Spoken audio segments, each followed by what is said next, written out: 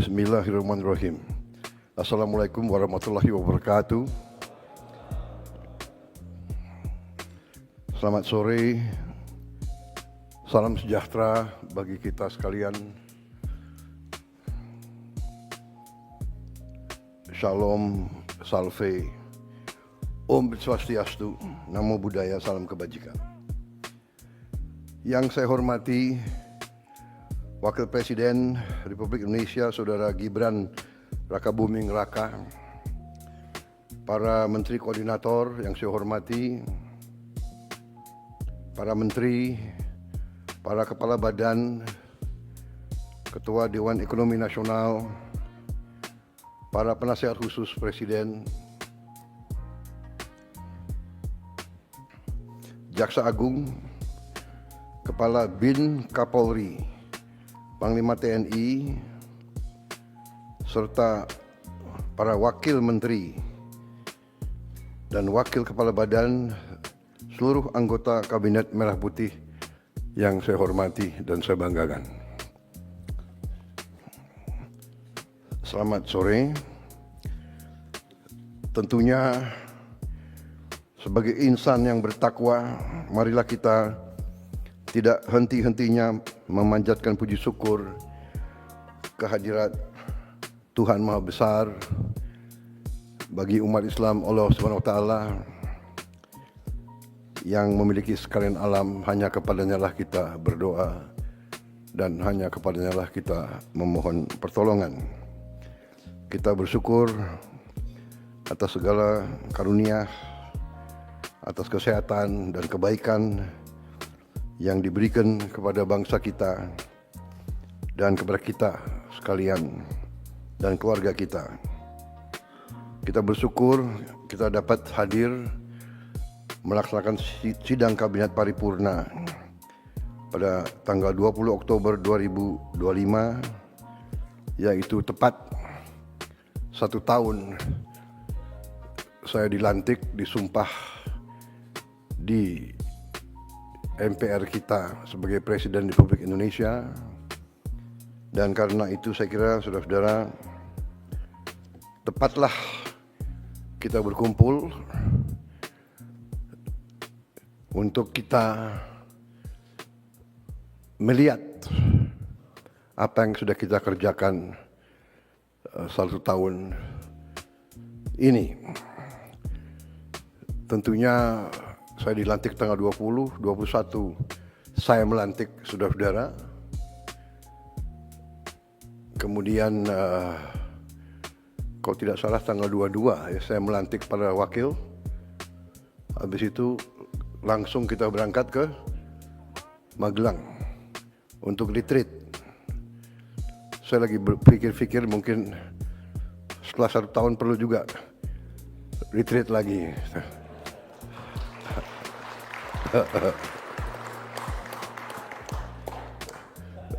Rupanya saudara-saudara sudah nostalgia ingin tinggal di tenda. Saudara-saudara,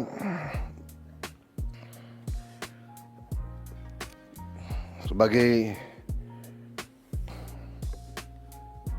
warga negara yang bertanggung jawab, saya ingin pertama tentunya mengucapkan terima kasih kepada saudara-saudara semua yang telah dengan tekun, dengan kerja keras, dengan disiplin telah memberi dharma baktimu yang sebaik-baiknya kepada bangsa dan rakyat kita di pemerintahan yang saya pimpin. Saya berterima kasih saudara-saudara yang berasal dari berbagai sumber yang berbeda-beda, daerah yang berbeda-beda, suku dan agama berbeda-beda,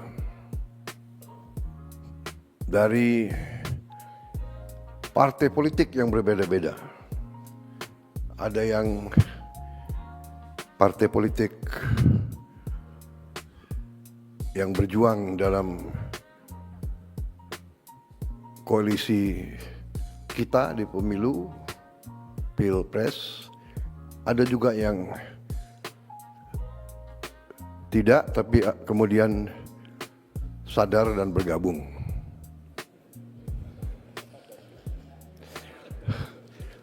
Bukan sadar, tapi terpanggil. Enggak, ini saya nih, ya kan, jadi nggak apa-apa kan saya sedikit tidak terlalu serius ya. Serius tapi santai. Sersan. Serius tapi santai. Saudara-saudara, tapi intinya bahwa saya terima kasih. Saya, kalau ibarat kita adalah tim sepak bola, ya, saya boleh dianggap sebagai apa? Manager coach. Saudara adalah pemain-pemain. Saudara-saudara, ada dalam babak-babak pertama ini, awal-awal kita ada yang striker, ada yang bertahan, ya, ada yang cadangan, masih nunggu kapan diperankan secara maksimal. Walaupun saya mengerti saudara-saudara sudah mengambil inisiatif, sudah bergerak masing-masing, saya terima kasih. Tapi saya paham ada yang saya gunakan pertama-tama sebagai striker untuk merebut hasil terbaik cepat. Saudara-saudara, kita patut bersyukur bahwa kita, menurut saya, telah bekerja sangat keras.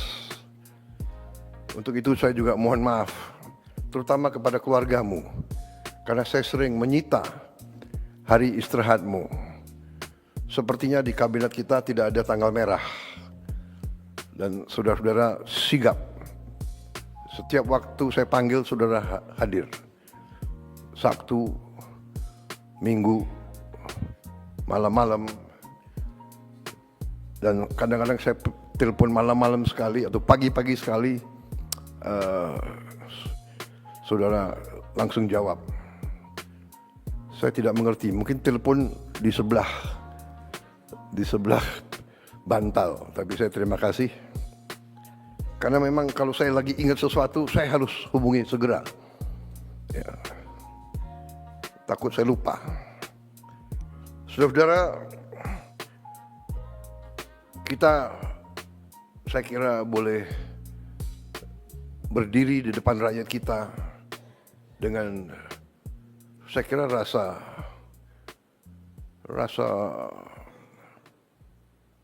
penuh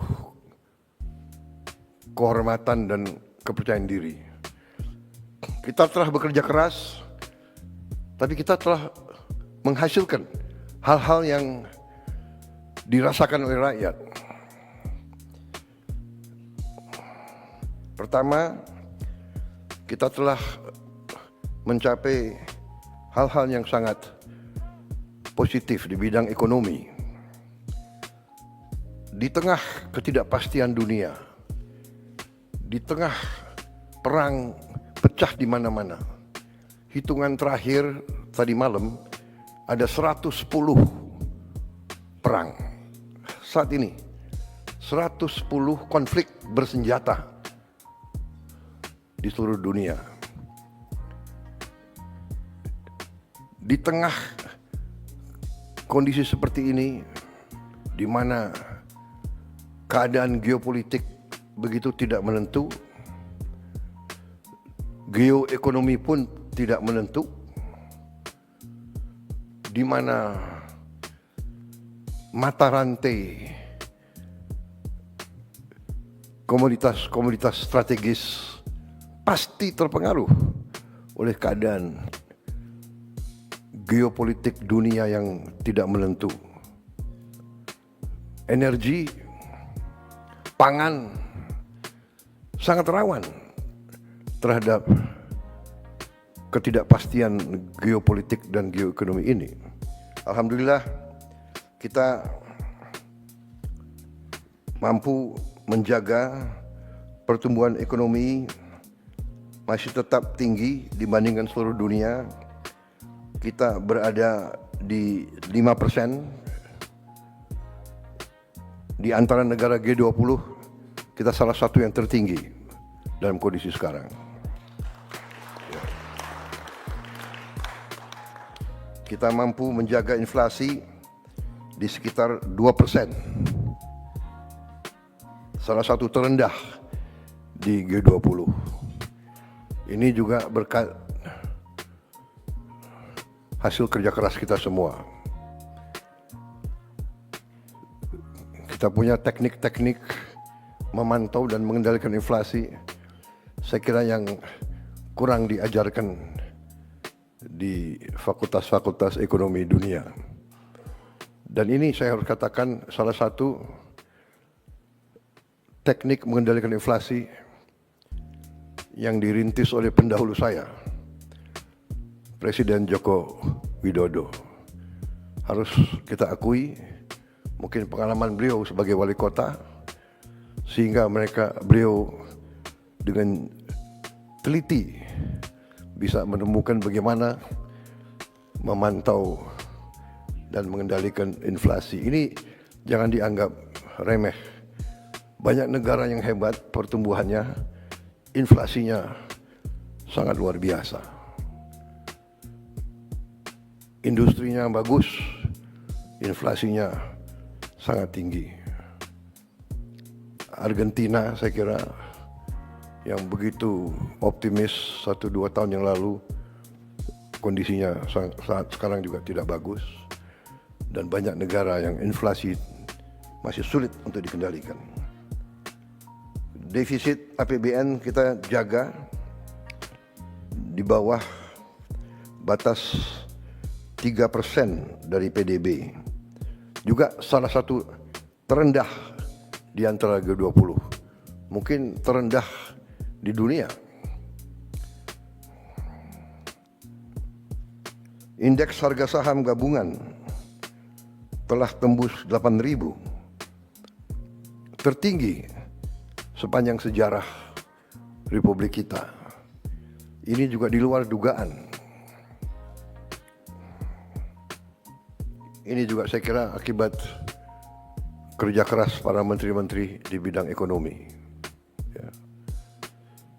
Selalu kita ditakut-takuti bahwa indeks harga saham gabungan itu mencerminkan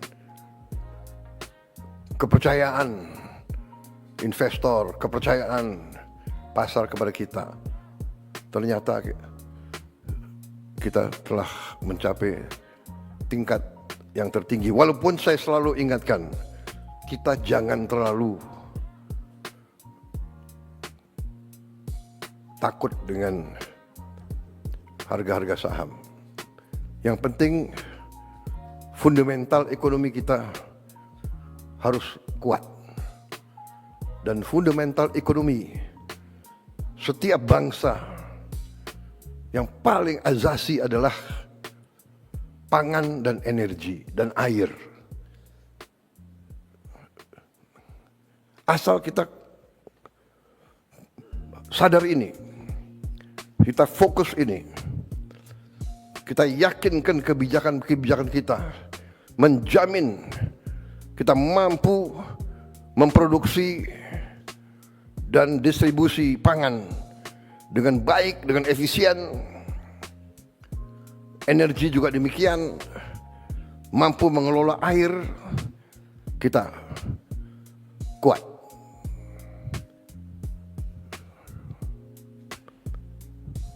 Mata uang, harga saham bisa fluktuasi. Tapi yang paling pokok adalah kita harus jamin produksi pangan, distribusi pangan, dan energi, serta pengelolaan air yang baik. Yang ketiga ini kadang-kadang kita karena kita diberi karunia Tuhan air yang berlimpah-limpah di sebagian besar Republik kita, tapi ada sebagian yang mengalami kesulitan, tapi kita masih kurang pandai dalam mengelola. Kadang-kadang air ini malah menjadi bencana, banjir dan sebagainya. Tapi kita bersyukur di banyak bagian dari dunia ketersediaan air sangat sulit. Tidak mungkin pangan kita aman kalau tidak ada air yang cukup.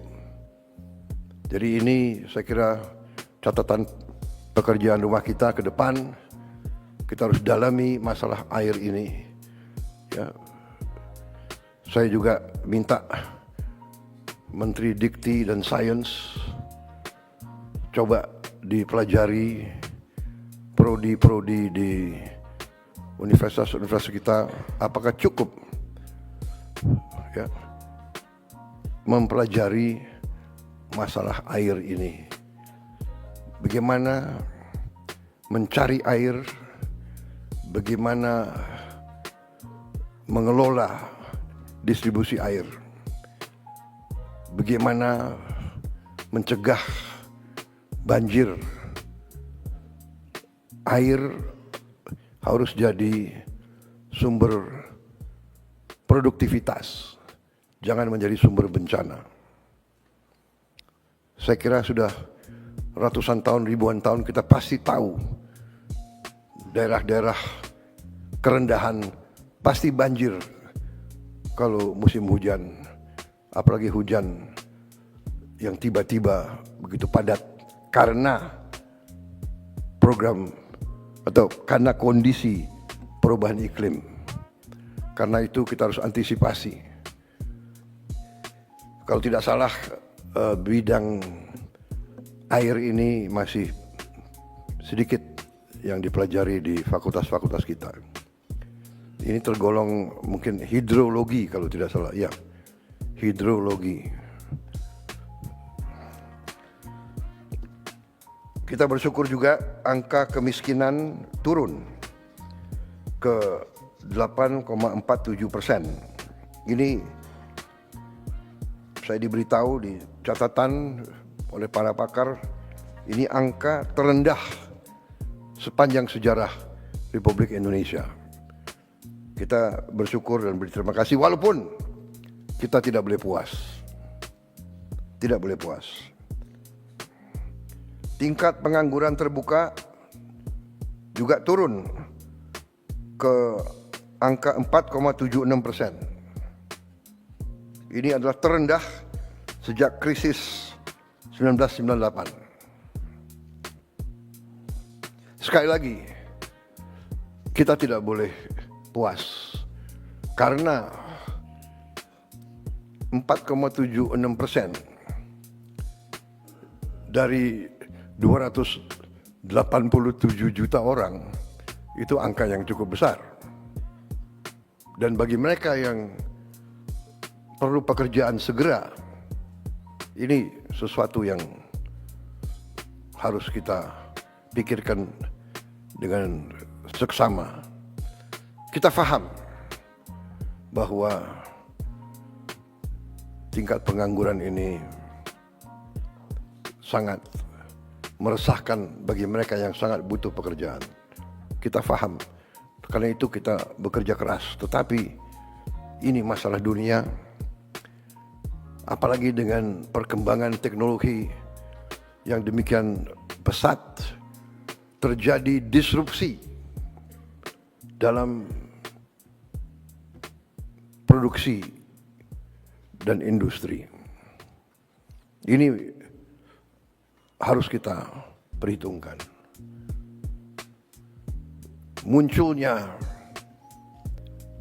artificial intelligence, kecerdasan buatan, ini membuat sekarang faktor research, faktor penelitian lebih cepat sekali, luar biasa. Dan mungkin tidak membutuhkan terlalu banyak pekerja di bidang itu. Juga munculnya robotics. Ini juga harus kita catat. Di Jerman, di pabrik Volkswagen yang biasa menggunakan 5.000, 6.000 pekerja, sekarang hanya dengan 30 orang. Sisanya robot. Ini harus kita catat. Juga terima kasih para menteri, para Menko. Untuk pertama kali dalam sejarah kita sekarang, Republik kita sekarang, pemerintah kita sekarang punya satu sistem data tunggal sosial ekonomi nasional, DTSEN, untuk pertama kali. Sekarang tidak ada kementerian, tidak ada lembaga yang boleh pakai datanya sendiri-sendiri. Satu data. Ini kita ingin meningkatkan ketepatan dalam aliran bantuan-bantuan sosial. Data yang keliru bisa mengakibatkan penghamburan uang. Data yang keliru bisa mengakibatkan mereka yang berhak menerima bantuan tidak menerima. Mereka yang tidak berhak menerima. Jadi ini saya kira arti strategis daripada data tunggal sosial ekonomi nasional. Kita juga terus bekerja keras untuk melakukan digitalisasi dan penggunaan teknologi untuk menjalankan pemerintahan yang lebih efisien. Di bidang kesehatan, pendidikan, dan kemanusiaan, hari ini program makan bergizi gratis sudah sampai pada tahap 12.508 satuan pelayanan pemenuhan gizi SPPG ataupun unit dapur terpusat sudah mencapai 12.508 dari target kita 32.000, dan artinya hari ini sudah 1.410.000.000 porsi MBG sudah dimasak dan dibagikan sejak tanggal 6 Januari 2025. Hari ini ada 36.700.000 anak sekolah, ibu hamil, ibu menyusui, dan balita yang sudah menerima makan bergizi gratis ini. 36.700.000. Ini mungkin tiap hari berarti kita beri makan 6 Singapura mungkin. Ini prestasi yang dipantau banyak negara. Yang saya tahu, Presiden Brazil memberitahu kepada saya mereka butuh 11 tahun untuk mencapai 40 juta. Kita alhamdulillah dalam 1 tahun kita mencapai 36 juta. Memang Kepala BGN bekerja keras supaya pada hari ini mencapai 40 juta. Tapi saya menyampaikan jangan dipaksakan. Ojo ngoyo. Yang penting baik pelaksananya. 36.700.000 ini bukan tanpa kekurangan. Ya. Ada beberapa ribu yang keracunan makan, sakit perut. Tetapi kalau diambil statistik, 8.000 dari 1.410.000.000, saya kira masih dalam koridor error yang manusiawi. Kalau tidak salah, kekurangannya adalah, atau katakanlah angka yang sakit itu adalah mungkin sekitar 0,0007,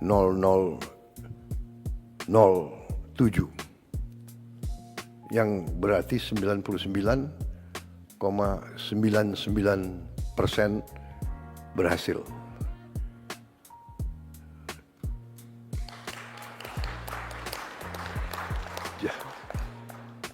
Jadi saya kira dalam sepanjang usaha manusia, hampir tidak ada usaha manusia yang dilaksanakan selama 1 tahun dengan volume yang demikian besar, yang zero error, zero defect, sangat sulit.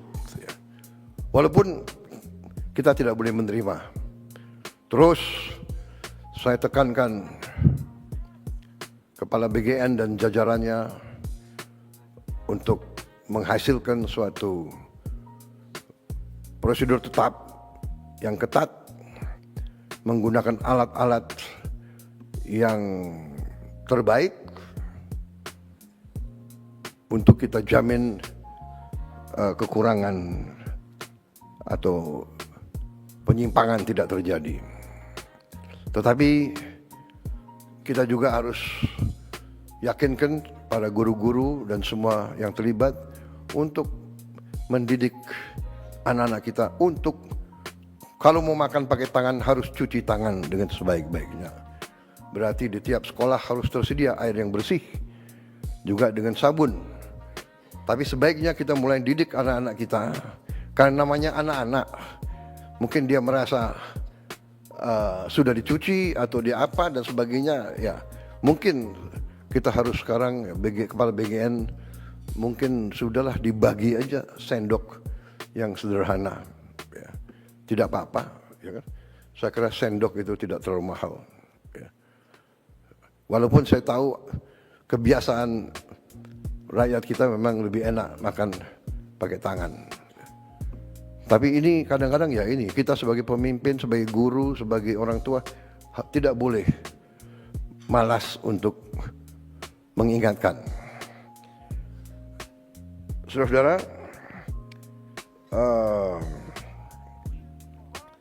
'Selain itu, ya, 43 juta orang sudah menggunakan program cek kesehatan gratis. Ini saya kira program pertama kali juga di sejarah Republik kita. Setiap warga negara berhak cek kesehatan gratis sekali dalam setahun pada hari ulang tahun dia. Dan ini mampu kita untuk bisa mencegah di saat dini supaya nanti biaya pengobatan lebih kurang kalau kita tahu dari dini kekurangan penyakit rakyat kita. Walaupun ini juga membuat suatu PR yang sangat besar bagi kita, karena ternyata hasil cek kesehatan gratis ini sebagian besar rakyat kita punya masalah di gigi, di penyakit gigi, sebagian besar. Artinya bahwa sekarang ya kita harus menghasilkan dokter gigi yang cukup banyak. Padahal kita tahu dokter umum saja kita kekurangan. Kekurangan kita sangat besar. Kalau tidak salah kekurangan kita di atas 140.000 dokter. Kita kekurangan di atas 140.000 dokter. Kita juga kekurangan spesialis, juga ribuan spesialis yang kita kurang. Ini PR dan ini tidak hanya kita. Hampir semua negara yang saya kunjungi, saya minta pendapat pemerintah-pemerintah, hampir semuanya menganggap bahwa mereka kurang dokter. Dan tentunya negara yang kaya, dia bisa ambil dokter dari negara-negara yang kurang kaya. Lulusan dari mana-mana ya tergiur karena Inggris kekurangan dokter sangat banyak. Dia ambil dokter dari mana-mana. Jerman, Eropa Barat, Amerika. Dokter, perawat dia ambil dari mana-mana. Dia mampu bayar sangat tinggi. Ini jadi masalah bagi kita. Artinya kebijakan pendidikan kita harus kita sesuaikan. Berarti kita harus menambah fakultas kedokteran, dan fakultas kedokteran yang ada pun harus ditambah jumlah mahasiswanya. Dan ini kalau perlu kita tambah beasiswa. Mungkin LPDP prioritasnya antara lain yang paling atas adalah untuk kedokteran.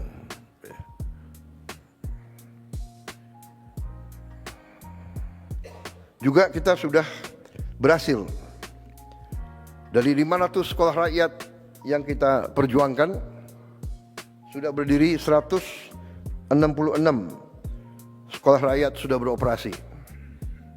Ini luar biasa. Saya terima kasih kepada menteri-menteri yang terkait. Saya berharap 100 itu di pertengahan tahun 2026 ternyata saudara-saudara berhasil beroperasi justru di tahun 2025. Sekarang 15.945 siswa dan siswi dari keluarga yang paling bawah di bidang ekonomi, desil 1 dan 2, yang tadinya banyak yang tidak sekolah sama sekali, ya, ada yang bantu orang tuanya jadi pemulung, ada yang hidup di jalanan, sekarang sudah bisa bersekolah di sekolah rakyat. Memang sekolah rakyat itu kita rancang sebagai upaya untuk memotong rantai kemiskinan. Biasanya anak orang miskin, anaknya miskin. Kita mau potong itu. Anaknya orang miskin atau cucunya orang miskin tidak perlu untuk terus miskin. Kita harus berani merubah.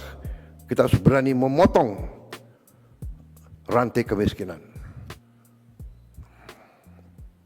Kita tidak boleh menyerah kepada keadaan. Dan orang yang paling bawah ini paling tidak dilihat.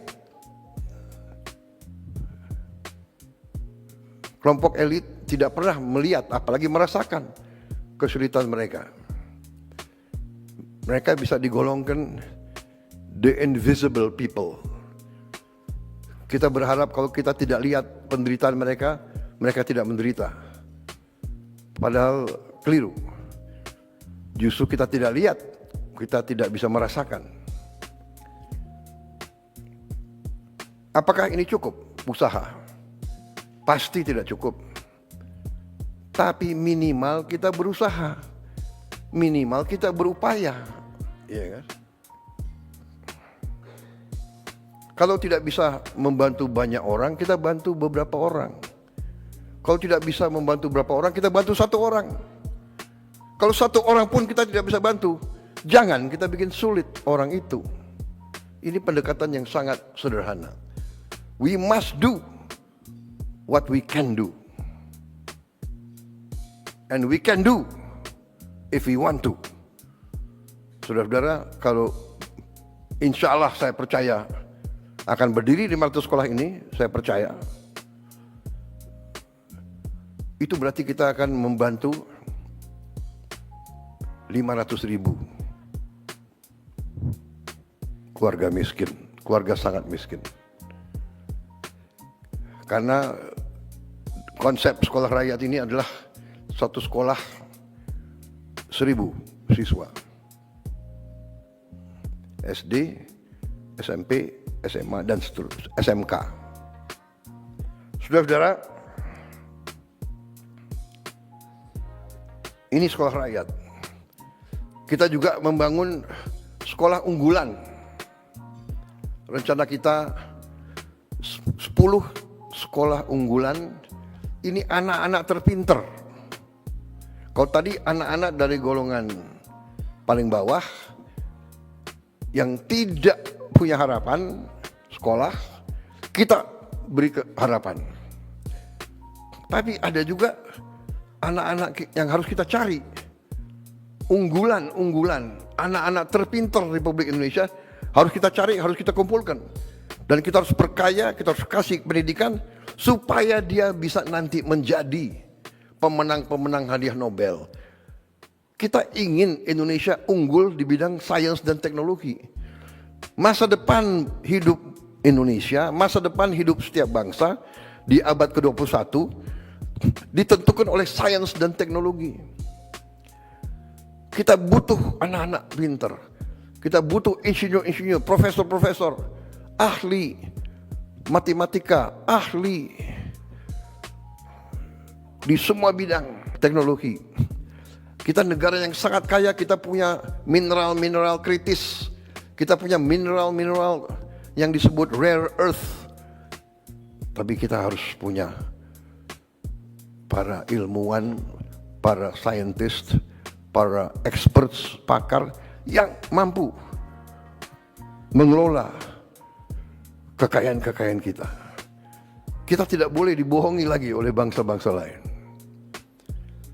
Jadi saudara-saudara, kita bikin sekolah unggulan yang kita beri nama SMA Garuda.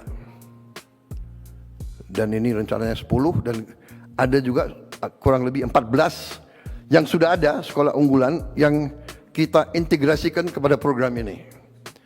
Jadi program ini asal sekolah itu yang sudah ada mau ikut, berarti ikut kurikulum.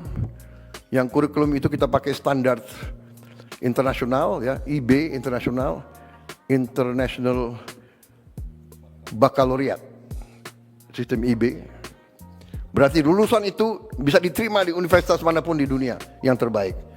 Kita berharap dengan program ini nanti banyak anak-anak kita bisa masuk ke sekolah terbaik di dunia. Harvard, MIT, Oxford, dan sebagainya. Sekarang itu ditangani oleh Menteri Dikti dan Wamen, Wakil Menteri Dikti, ya, Profesor Stella. Saya sendiri saya dulu di Harvard saya. Tapi hanya ke toko buku. Tapi kalian sempat ya, berapa detik terkesan, ya. Saudara-saudara, kita sedang merenovasi 16.140 gedung SD, SMP, SMA. Ini sudah berjalan, sedang berjalan. Ini masih tidak puas sama sekali kita, karena kita punya 300.000 lebih SD, SMP, SMA, SMK, dan sekolah-sekolah lain sederajat yang ada di pesantren-pesantren. Kalau tidak salah 330.000, ya, Mendikdasmen, ya, 330. Saudara-saudara, kita mengerti bahwa kita harus mengejar negara-negara lain. Karena itu segala upaya kita akan lakukan untuk mengejar ini. Tadi SMA Garuda 10, kita berharap 10 tiap tahun. Dan ini kriterianya sangat tinggi, tapi tidak ada masalah, saudara-saudara, kita negara besar. Kalau tidak salah, dari statistik semua negara, populasi, ya, 1% tiap populasi diperkirakan akan memiliki IQ kecerdasan 120 ke atas. 1%. Kalau 1% dari 287 juta, itu saya kira cukup besar. Karena masuk angkatan kerja tiap tahun sekitar 5 juta, 4,8, 4,9 juta. Setengahnya katakanlah, ya, saya kira kalau 1%, 1% berarti 2,8 juta. Kita harus menjaring mereka ini. Dan jangan anggap bahwa mereka itu anak-anak orang menengah ke atas. Banyak anak orang bawah, orang miskin ternyata punya kecerdasan yang tinggi. Kita harus cari mereka.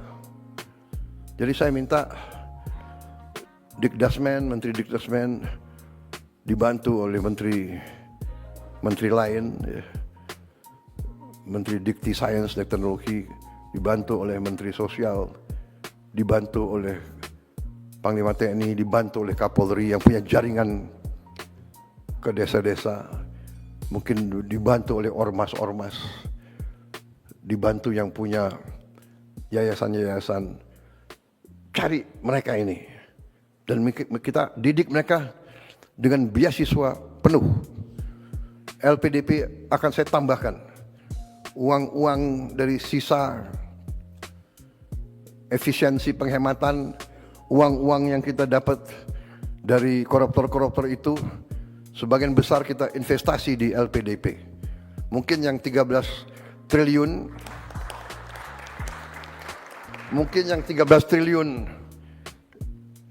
disumbangkan atau diambil oleh Jaksa Agung, hari ini diserahkan Menteri Keuangan. Mungkin Menteri Keuangan mungkin sebagian bisa kita taruh di LPDP untuk masa depan. Ya. Saudara-saudara, salah satu program yang upaya kita untuk memperkuat pendidikan kita tahun ini akan memberi satu interaktif panel, interaktif flat panel, kayak layar, ya, interaktif, digital, 75 inch di tiap sekolah, SD, SMP, SMA, yang kita sudah adakan sekarang adalah, kalau tidak salah sudah dibagi ke mendekati 50.000 sekolah, ya Menteri, ya Dikdasmen, sudah 50.000 sekolah sudah dapat. Kemudian nanti totalnya tahun ini 288.000 flat panel, IFP, interactive flat panel. Di situ sudah ada komputernya, yang di situ bisa muat ratusan ribu konten, mungkin jutaan. Iya, Dikdasmen, ya. Cukup banyak konten di situ. Jadi semua silibus kita akan ada di situ. Jadi sekolah-sekolah terluar, terpencil, sekolah-sekolah yang tidak punya akses kepada guru-guru yang baik atau guru-guru yang cakap di bidangnya, umpamanya bahasa Inggris, bahasa Mandarin, matematik, ini pelajaran-pelajaran yang susah. Ya, ini bisa dibantu dengan ini. Dan ini kalau dia selesai dan dia mau kembali, dia bisa kembali anytime. Kalau tidak puas, mungkin si gurunya bisa kumpul siapa yang kurang mengerti, nanti sore kembali kita tambah pelajaran. Guru-guru itu bisa dibantu. Dan juga di tempat terpusat di Jakarta, ya, nanti saya mau cek Dikdasmen kemajuannya di mana. kita akan bikin studio. Di studio ini, guru-guru terbaik akan mengajar. Dan pelajaran dia bisa diterima di seluruh pelosok Indonesia. Jadi semua sekolah akan dapat akses kepada guru yang paling baik. Di bidang-bidang yang sulit.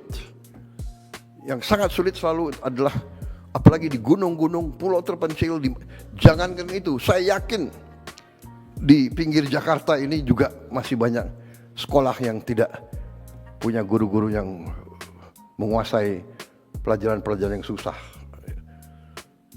Sekarang dari tempat studio yang terpusat bisa ngajar, bisa diterima oleh 330.000 sekolah. Yang sulit dapat internet, wifi, sekarang sudah ada teknologi sangat murah, bisa kita pasang di tiap sekolah. Tidak terlalu mahal. Starlink mungkin masih agak mahal untuk bayar tiap bulan. Tapi sudah ada teknologi yang lebih murah. Dan saudara-saudara, tahun depan rencananya adalah kita akan tambah 3 layar. Ya, tahun ini kita mampu 1 layar, tahun depan kita akan bagi 3 layar. Berarti di setiap sekolah akan ada 4 ruangan yang punya layar ini. Mudah-mudahan tahun 2007 kita bisa tambah lagi 2 layar lagi. Jadi 6 kelas tiap sekolah bisa punya layar. Jadi semua anak-anak kita mendapat akses kepada pengetahuan yang terbaik, terkini, dengan animasi dan dukungan yang terbaik. Saya dapat laporan dari Mendikdasmen bahwa antusiasme anak-anak sekarang meningkat untuk sekolah. Ya, selain MBG, dia juga pelajarannya juga menarik. Ini saya kira penting karena fokus kita kita harus fokus kepada investasi paling penting bagi rakyat kita, investasi kepada anak-anak kita, sumber daya manusia kita. Saya juga perhatikan waktu saya keliling, saya cek anak-anak kita mungkin karena kurang biaya, dia menghemat kertas. Dia menulis tulisannya sangat kecil. Saya minta ditinjau kembali Menteri Dikdasmen, ya. Saya kira perlu kembali ada pelajaran menulis. Menulis dengan baik. Menulis halus dan menulis, tapi sebetulnya tulisannya harus besar. Ya. Menteri Keuangan kalau perlu kita bagi buku-buku sekolah yang besar-besar, tulisannya harus besar, anak-anak harus dididik nulis besar. Saya khawatir kalau dia nulisnya sangat kecil, ujungnya nanti dia harus pakai kacamata semua. Ini masalah kecil tapi mendasar, ya. Dan saya tergerak karena saya tahu anak ini nggak mau memberatkan orang tuanya. Jadi dia menghemat kertas. Can you imagine? Ya, jadi saudara-saudara, hal-hal seperti ini. Yang terakhir, ini masih dalam konsep rencana. Ada yang mengatakan, ya sekarang ada sekolah rakyat untuk desil 1-2. Bagaimana untuk desil 3-4-5? Ya mereka tidak miskin ekstrem, tapi mereka juga susah. Mereka harus dapat akses kepada pendidikan yang seperti ini. Sedang saya susun, saya minta Dikti sama Dikdasmen, mungkin dibantu oleh kementerian lain juga, menyusun suatu satgas khusus untuk mempelajari kita membangun sekolah terintegrasi di setiap kecamatan. Berarti kita mungkin harus bangun 7.000 sekolah terintegrasi ini. Maksudnya sekarang SD, SMP, SMA atau SMK terpisah. Padahal ada fenomena karena mungkin angka kelahiran kita menurun, banyak SD kita kosong. Ada gurunya 6, muridnya hanya 4, 5. Jadi ini tidak efisien. Mungkin kita konsolidasikan, tapi di kecamatan ada suatu sekolah yang fasilitasnya sangat baik. Tiap sekolah terintegrasi harus punya laboratorium yang cukup bagus. Laboratorium matematik, kimia, biologi, laboratorium bahasa. Bahasa sangat penting. Lapangan kerja. Orang Filipina banyak diterima di mana-mana karena dia bisa bahasa Inggris. Kita diminta. Jutaan tenaga kita diminta. Di Eropa minta pekerja hotel, kafe, restoran. Dia minta 1 juta tiap tahun. Kepala-kepala negara, pemerintah dari Eropa nanya ke saya, can you send? Hotel-hotel dia sekarang nggak ada yang kerja. Restoran-restoran kewalahan. Rakyat mereka tidak mau kerja sebagai pelayan. Dan mereka terkesan katanya orang Indonesia ramah-ramah. Ya, berarti kita harus didik mereka bahasa. Ada yang bahasa Inggris, mungkin paling banyak di Eropa. Mungkin juga kita didik bahasa Arab, bahasa Mandarin, bahasa Jepang, bahasa Korea. Juga kita diminta perawat untuk rumah sakit dan untuk caregiver. Untuk orang tua di sana nggak ada yang mau jadi perawat dan caregiver, karena caregiver dan perawat itu pekerjaan yang berat, fisik juga berat, berdiri dari tempat tidur ke tempat tidur, urusan dengan orang sakit, berbahaya itu. Di rumah sakit pusat daripada bakteri dan virus, dia harus berani, dia harus mandiin. Bayangkan ini pekerjaan. Rakyat kita terkenal tabah dan sopan dan ramah. Mereka minta. Jadi ini harus kita siapkan ke situ. Karena tadi kita sadar lapangan kerja yang kita butuh. Jadi sekolah terintegrasi ini belum boleh saya gunakan sebagai prestasi. Ini baru embrio konsep. Ya. Tapi sekolah-sekolah ini saya kira sudah saatnya kita pikirkan.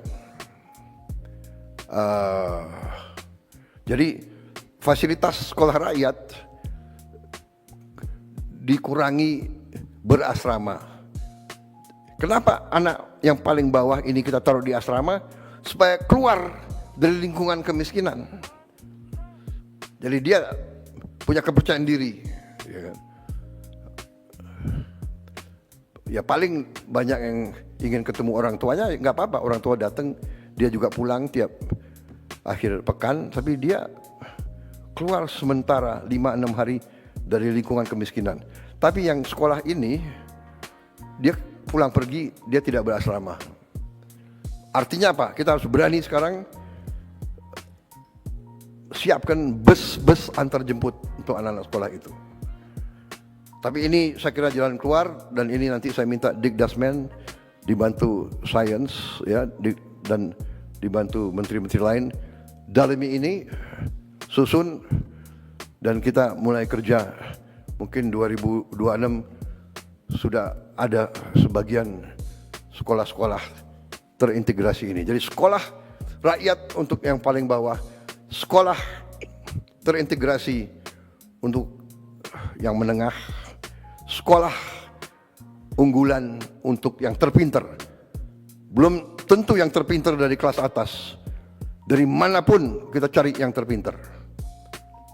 Saudara-saudara, itu di bidang kesehatan, pendidikan, dan kemanusiaan. Masih ada tunjangan guru kita tingkatkan dan kirim langsung dari pusat ke penerima. Tidak lewat jalur-jalur lain yang biasanya tertahan di sini, berapa hari, di sini berapa minggu, sekarang langsung.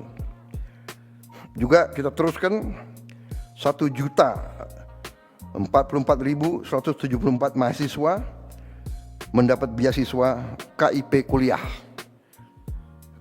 Dan juga kita berterima kasih, mengucapkan selamat untuk pertama kalinya Universitas Indonesia tembus top 200 QS ranking universitas.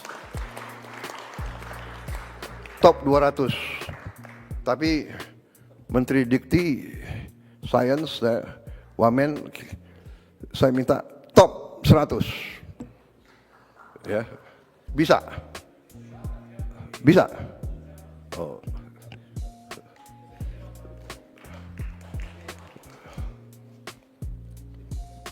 Pasti nanti akan disusul oleh ITB, UGM, ITS, dan sebagainya. Juga kita mendirikan Kementerian Haji atas permintaan pemerintah Arab Saudi, karena dia bilang kami urusan haji adalah Menteri Haji, jadi kami harus minta urusannya sama pejabat. Oke, ini kepala badan, enggak, dia maunya menteri. Apa boleh buat, kita menyesuaikan. Dan alhamdulillah kita sudah bisa turunkan biaya haji. Dan saya minta terus Menteri Haji, dia tidak hadir karena dia berada sekarang di Arab Saudi berurusan sama mereka. Saya minta biaya haji harus terus turun, ya, bisa dengan efisiensi, bisa dengan efisiensi dan pelaksanaan yang bersih.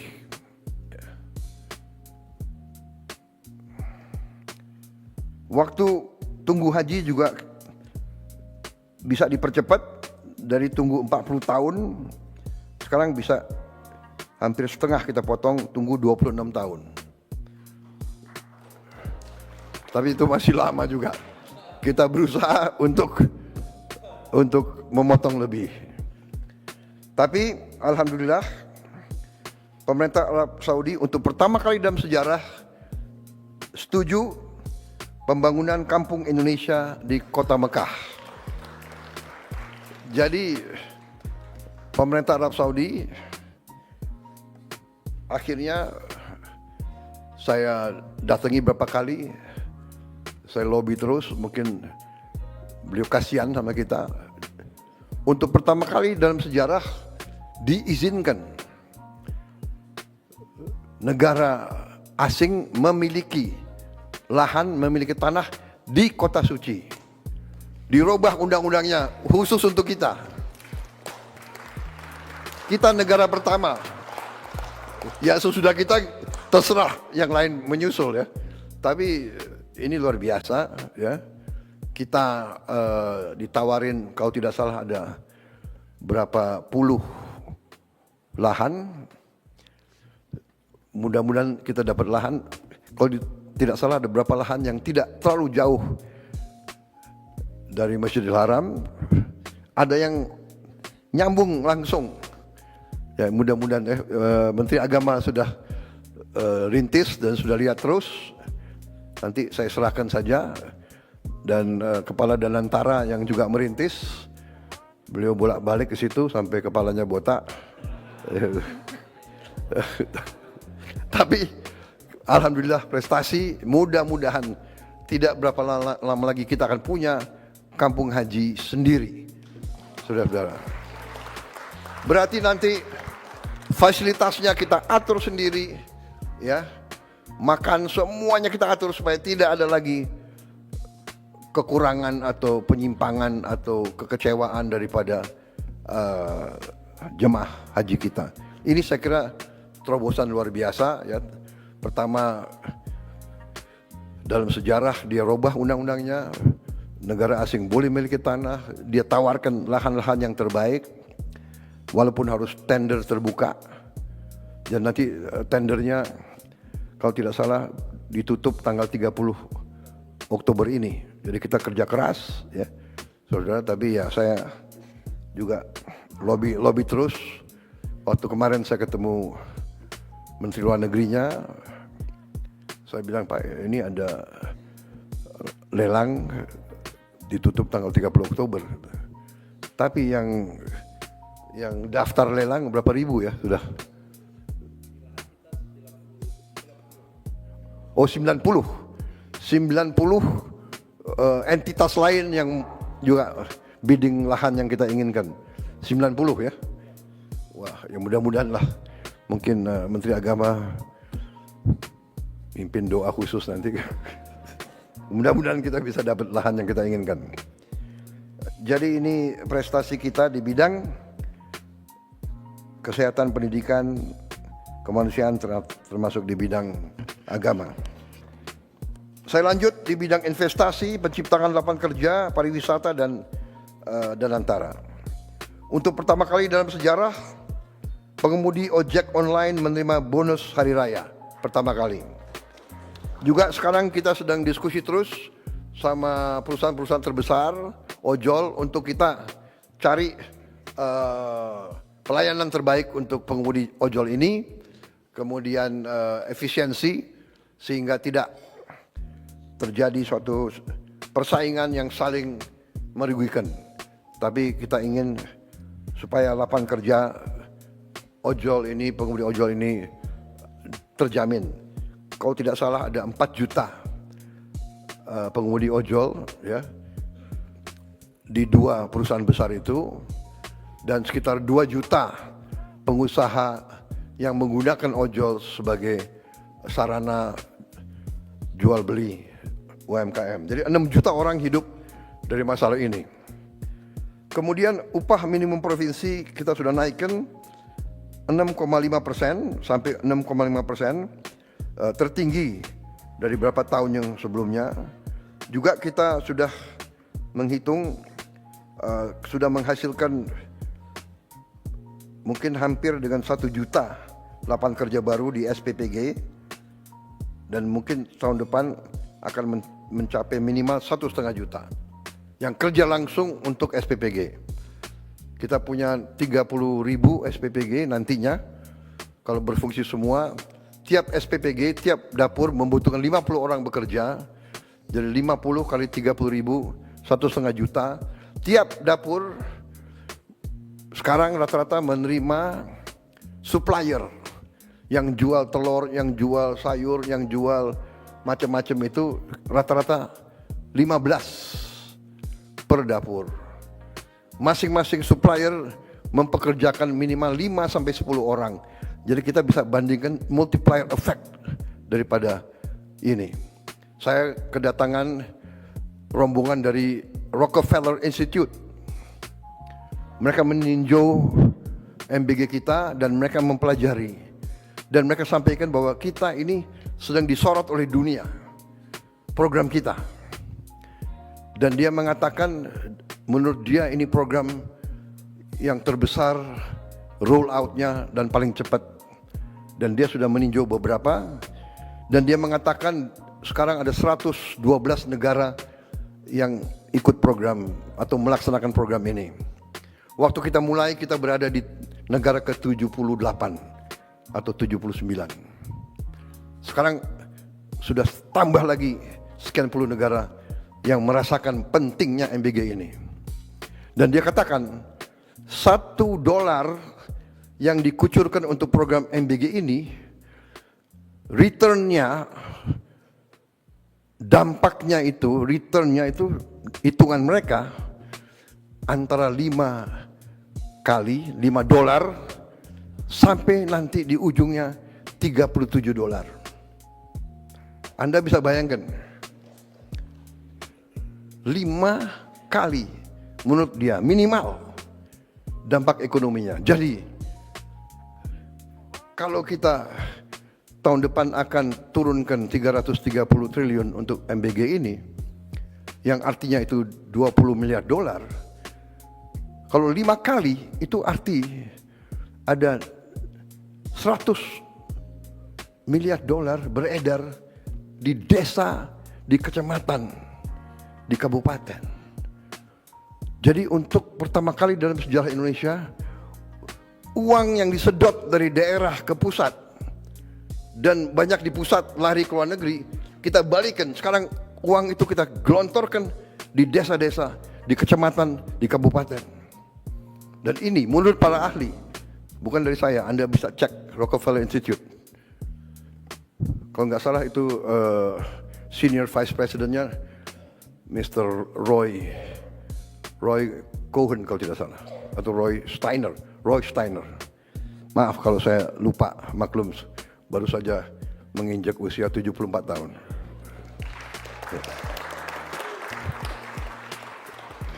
Terima kasih ucapan selamat saudara-saudara. Jadi saudara-saudara,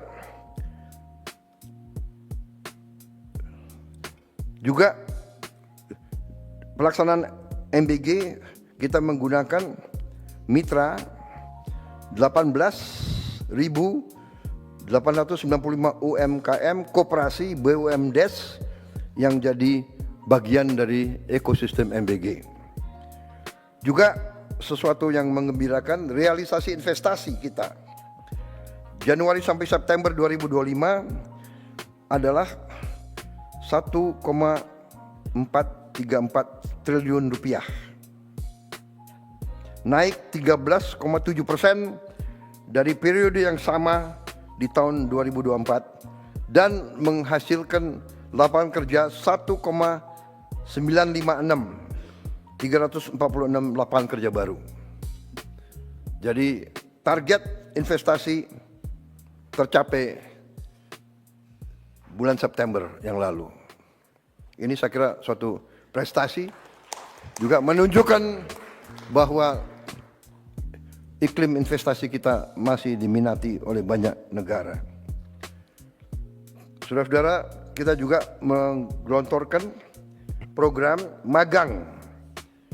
100.000 lulusan S1 akan magang dengan upah yang ditanggung oleh pemerintah, dengan penghasilan dengan kriteria upah UMR yang ditanggung pemerintah.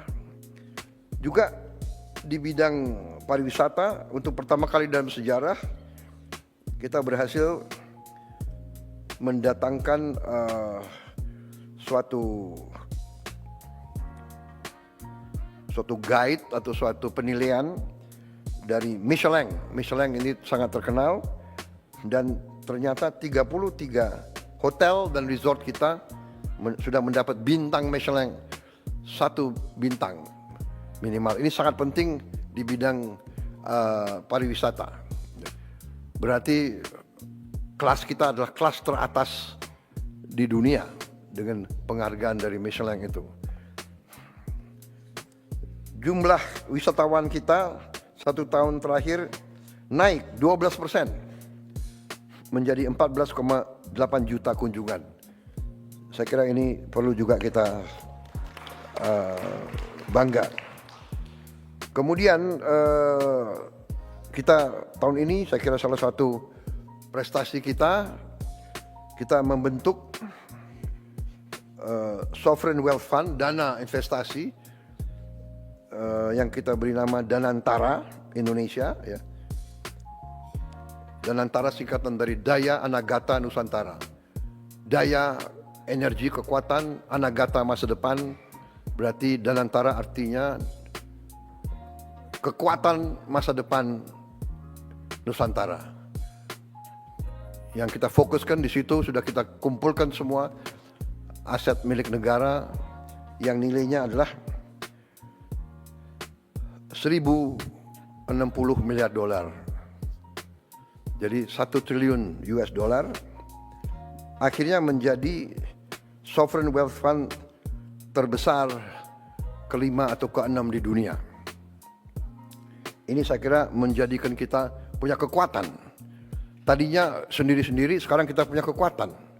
Contoh, sekarang Danantara proyek dia antara yang pertama adalah akan segera mulai membangun 34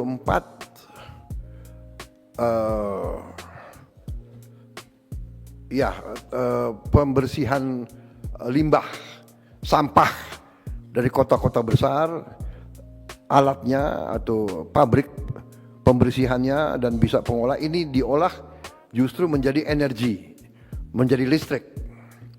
Kita akan segera mulai 34. Ini sudah saya kira pembiayaan sudah tinggal kontrak dibagi-bagi, tinggal dinilai teknologi yang terbaik yang mana. Karena ini sangat penting. Ada tempat-tempat sampah yang sampahnya sudah menggunung, terutama untuk DKI, Bantar Gebang, untuk Bandung, untuk Surabaya, dan untuk Bali. Ini sudah menjadi sesuatu yang sangat mendesak. Kalau tidak salah, di Bantar Gebang itu saya dapat laporan sudah mencapai puluhan juta ton itu. 55 juta ton. Limbahnya 55 juta ton. Sudah menggunung. Kalau terjadi hujan deras, dia bisa membahayakan banyak kampung di sekitar itu. Ini segera akan kita lakukan, insya Allah dalam 2 tahun kita selesaikan 34 kota. Ini sangat strategis karena ini menyangkut kebersihan, kesehatan. Ya bagaimana? Kita berharap pariwisata naik. Kalau Bali tidak bisa bersihkan sampahnya, bisa kita bayangkan mau nggak turis datang ke tempat yang kotor, yang jorok. Jadi ini strategis. Terima kasih Danantara. Segera dilaksanakan. Kemudian hilirisasi. Kita sekarang akan segera mulai membangun pabrik baterai terbesar di Indonesia. Nilainya 100 triliun. Ini kerjasama antara salah satu perusahaan baterai terbesar di dunia, CATL dan Antam.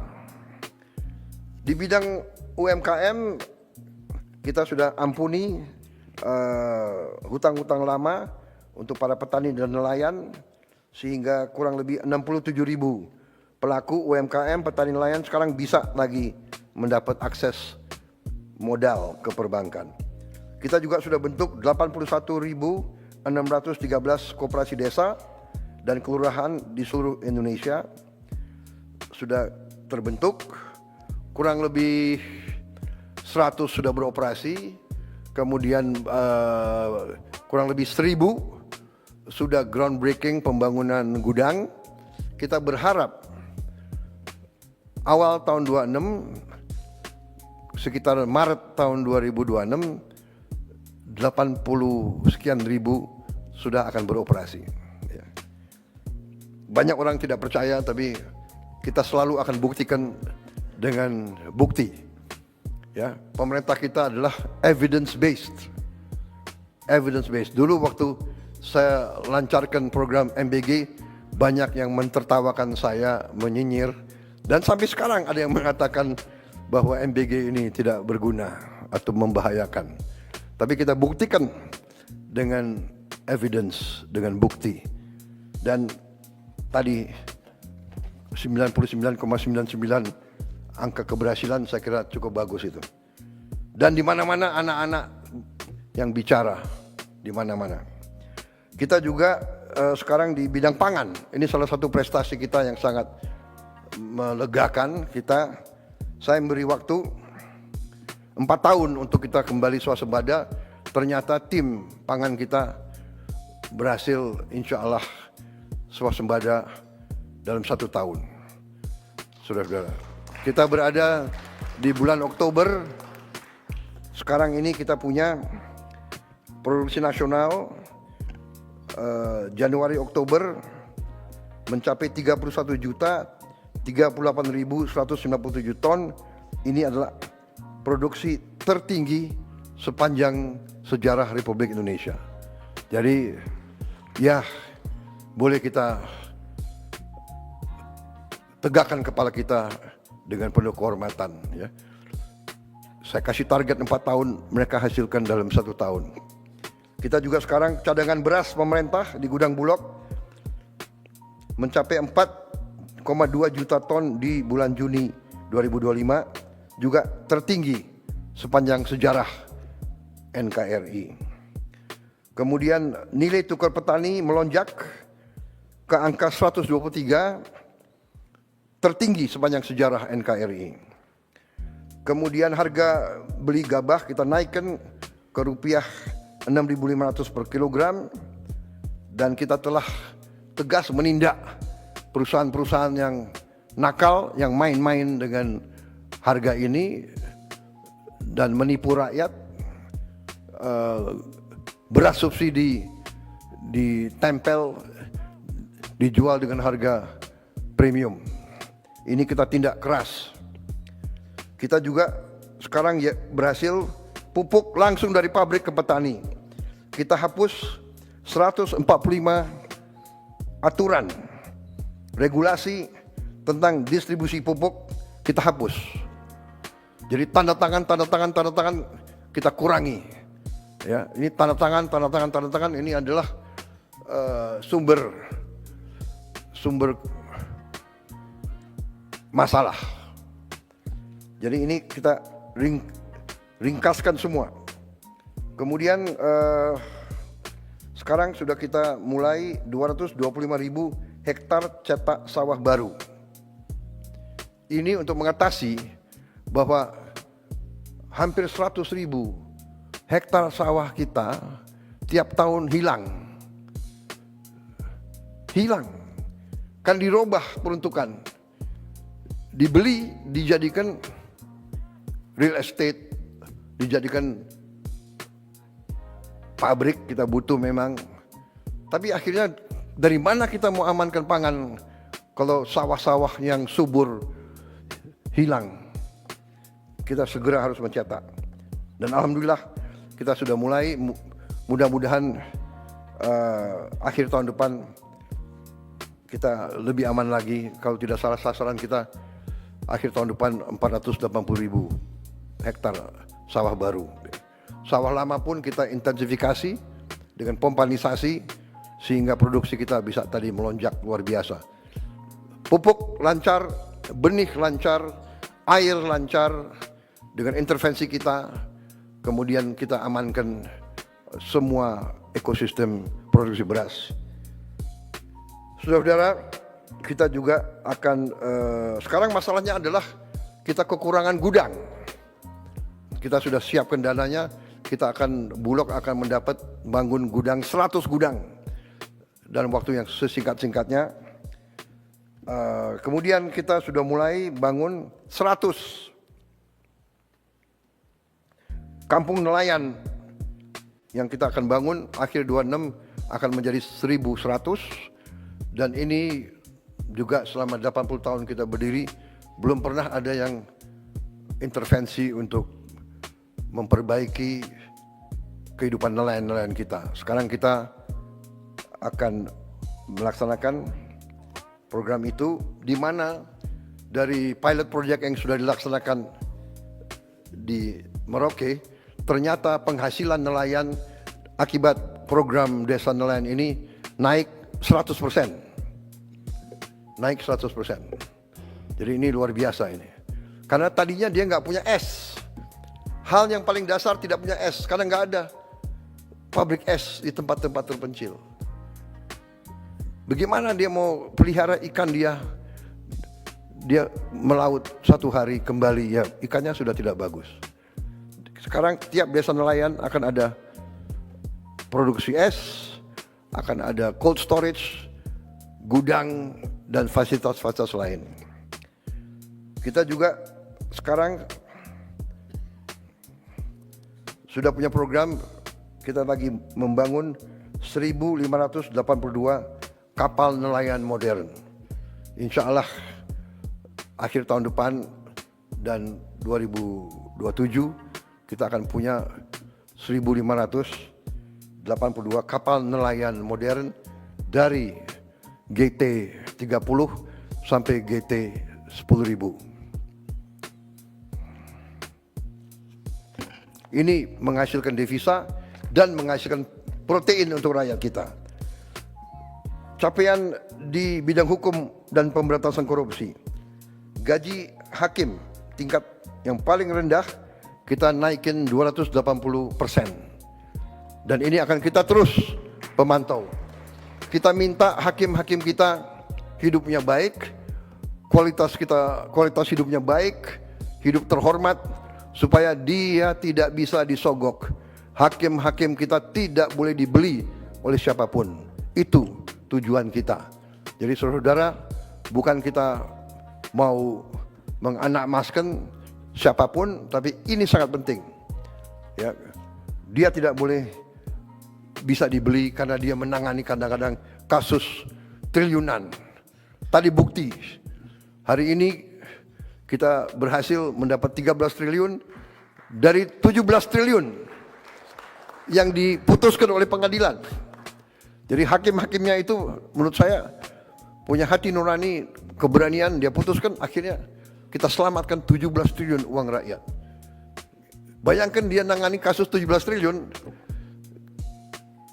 dia tidak punya rumah dinas. Saya dapat laporan bahwa sekian ribu hakim-hakim tidak punya rumah dinas. Dia harus kontrak. Banyak hakim-hakim kita harus kontrak. Ini kita perbaiki. Kemudian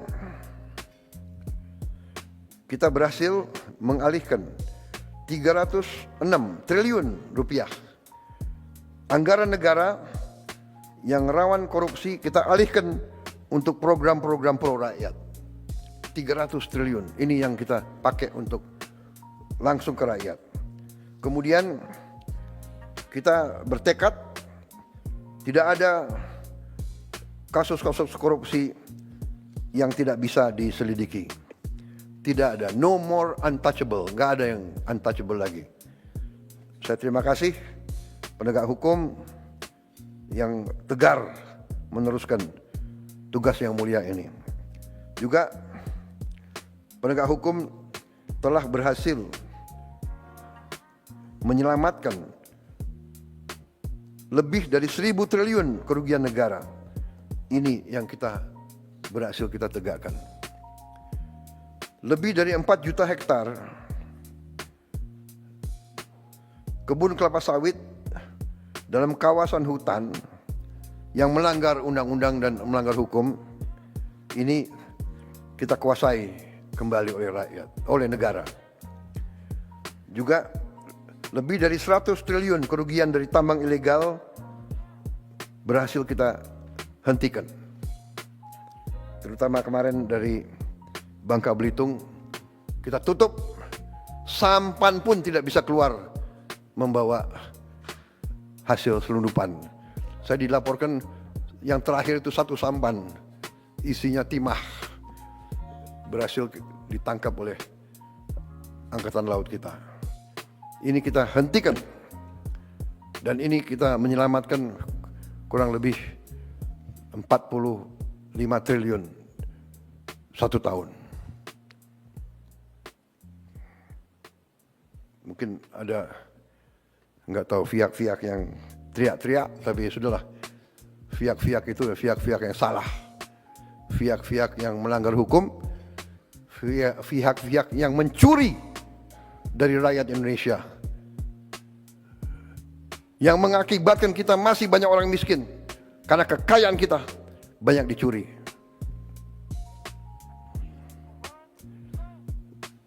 Saudara-saudara, di bidang pertahanan, keamanan, ketahanan, dan diplomasi, terus kita perkuat TNI dengan tambah batalion-batalion. Kita tidak mau mengganggu siapapun. Tugas kita, tugas TNI hanya mempertahankan kedaulatan Indonesia. Tapi kita tidak boleh lugu, kita tidak boleh lengah. Tadi saya katakan ada 110 perang yang berlanjut, padahal anggota PBB ya sekitar 200. Bayangkan 110 konflik.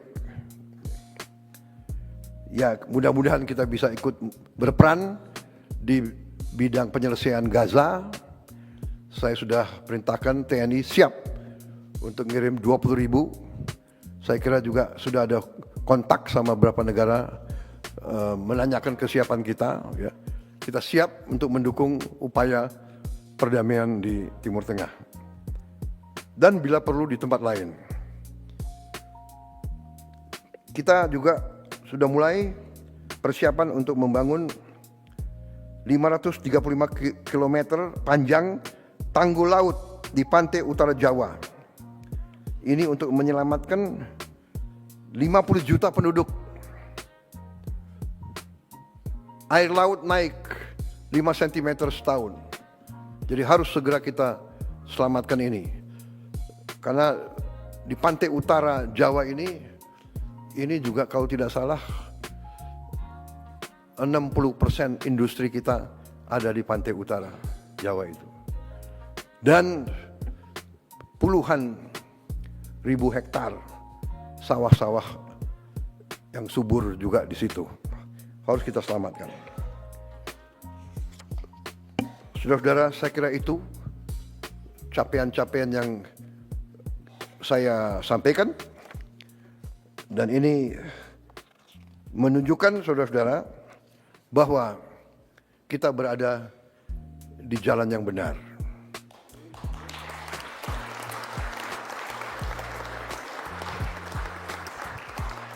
Saya percaya bahwa menjalankan pemerintahan ternyata sebenarnya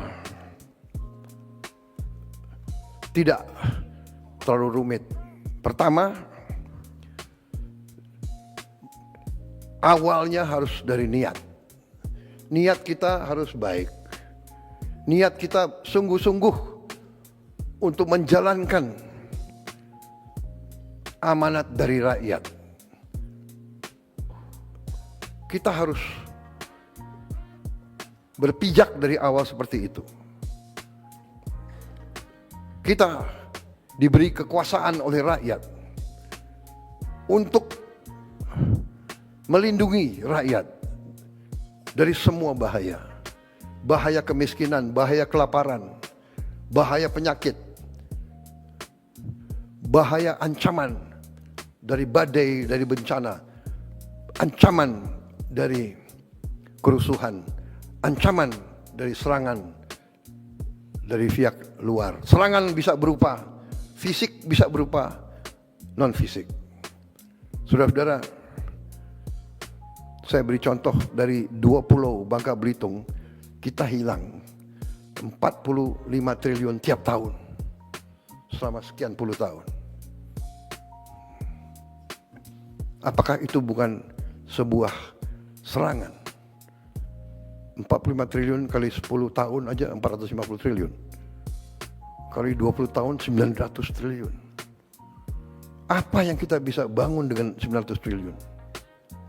Saudara-saudara, belum merupakan prestasi, tapi sudah kita mulai rintis.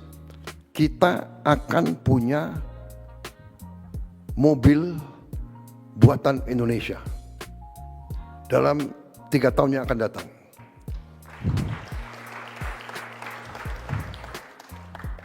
Saya sudah alokasi dana, sudah kita siapkan lahan untuk pabrik-pabriknya, sedang bekerja sekarang tim. Kita sudah menghasilkan Jeep buatan Indonesia. Jadi sekarang pejabat-pejabat kita, perwira-perwira kita bangga, kita tidak pakai Jeep buatan negara lain. Kita pakai Jeep buatan Indonesia sendiri. Komandan-komandan pasukan kita, kalau naik kendaraan mimpin pasukannya dia bangga, dia pakai Jeep buatan Indonesia. Presidenmu pakai Jeep buatan Indonesia. Kemarin saya berangkat, saya pergi, saya mau incognito, jadi saya nggak mau pakai, saya pakai mobil biasa, tapi saya pakai Alphard. Udah lama saya nggak menikmati Alphard. Enak juga ini ya. Tapi, Prabowo, ingat, kamu presiden di Indonesia, harus beri contoh. Ya sudah, pakai maung terus. Dan sebentar lagi saudara-saudara semua harus pakai maung. Saya nggak mau tahu tuh.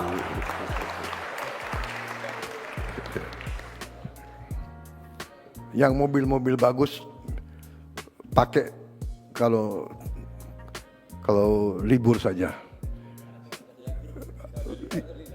Ya pada saat saya nggak panggil kau, bolehlah kau pakai mobil itu. Saudara-saudara, saya kira itu yang bisa sampaikan karena masih banyak kamera. Nah, media terima kasih Anda dengan sabar. Dan sekarang Anda saya persilakan menikmati hidangan yang disiapkan. Jadi usirnya sopan. Karena bagian ini nggak boleh kau dengar. Jadi ada hal-hal yang memang belum siap untuk diumumkan. Baik, sambil nunggu mereka keluar, saya minta izin saya minum kopi dulu.